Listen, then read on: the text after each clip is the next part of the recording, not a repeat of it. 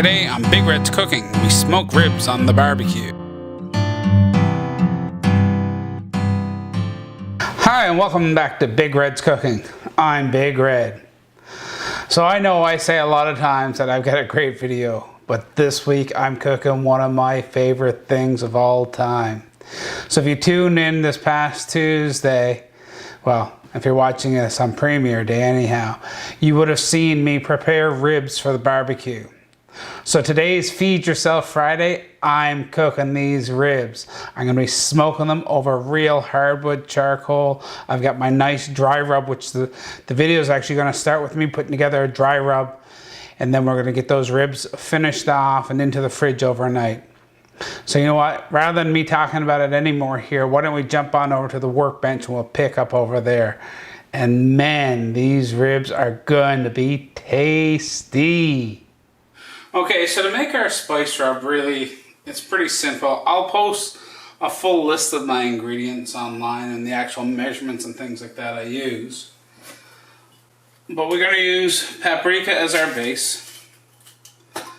And go ahead, and I'm actually using two different kinds of paprika today. So I'm going to start with a smoked paprika. So I'm adding here right now. But you know, if you've watched any of my videos, you know I like some spicy stuff. So I've also got a hot paprika here as well. So I'm going to go ahead and add that right on in. And you'll notice I'm using my trusty scale. Perfect. Now I can go ahead and zero that off. And next thing we're adding is a little bit of chili powder. Again, the chili powder is going to add a bit of heat, but it's going to give a different flavor than that smoked paprika, because they come from different types of chilies, obviously.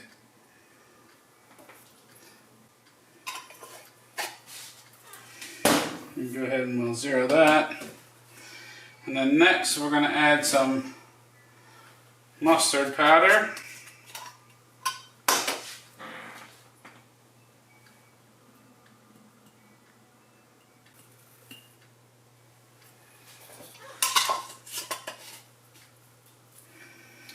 I've got some ground ginger I'm going to add for a little different flavor. Don't forget to zero off my scale.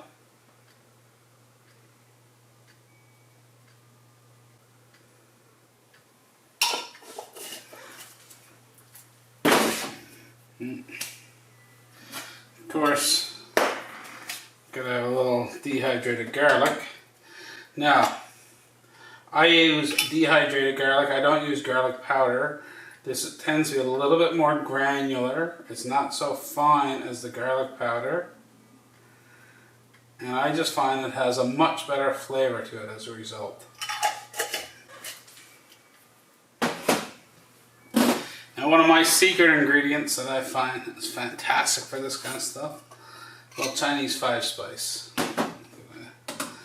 Zero that off.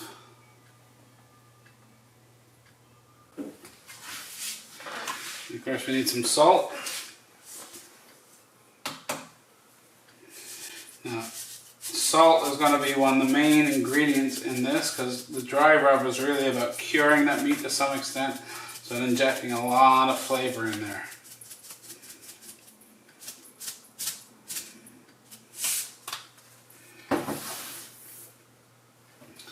We also need to have some sugar.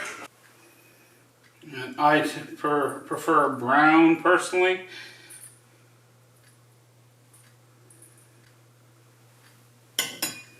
We don't have a lot of sugar there, but it's enough. And of course, a bit of black pepper.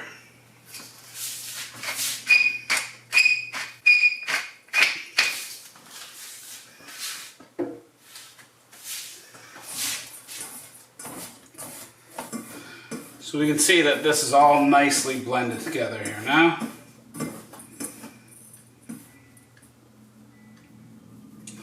Okay, so we get our ribs from the fridge, and what we want to do now is we're going to give these this is called a dry rub, and really it's because we want to rub down this meat And I find it best to do it right over the top of a pan with a rack. And that way any excess can drip, fall down through, and we can, add it back right on in. And you want to really give it a good rub. You want to get that right into the meat itself. And make sure all of our surfaces are covered. Now we don't want an excessive amount, so we're going to, you'll notice I'm tapping it off. Because I find if you put it on too thick, it just ends up forming a really heavy, thick crust that's not palatable. That's not tasty.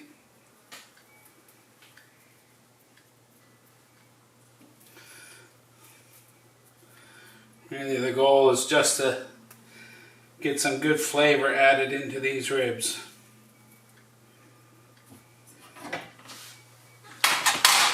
You can see we have all that excess dry rub. So just put that right back in our bowl.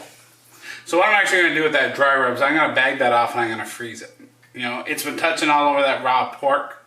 If we were to leave it out at room temperature, it could cause bacteria to grow.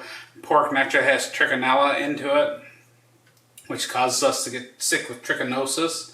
And I don't want that to happen. I kind of like not getting food poisoning. But what we can do is we can take that, we can bag that off, we can throw that into our freezer. It is perfectly safe then. We can use it again down the road.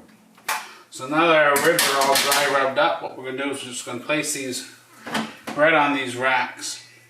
And that way if there's any excess moisture that comes out, it can just drain down. And what we want to do is we want to actually refrigerate these now for 24 hours. So we'll come back in 24 hours, we'll have a look to see what they look like then, and we'll continue on at that point.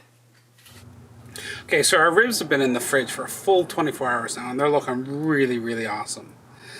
So if I just take a piece of our rib here and just show it underneath the camera, we can see now that that dry rub is really sort of soaked into those ribs. So we're going to go ahead and drop this right onto our barbecue here now. Now, for me, when it comes to barbecue, it really means that we're using charcoal. I'm a purist that way. I think there's only one type of barbecue, and that means that we're using hardwood in some form or another. Now I have hardwood charcoal here. I'm going to be putting some hardwood smoking chips on it in a little while because I need that smoke from the hardwood itself, and that's what determines whether it's barbecue.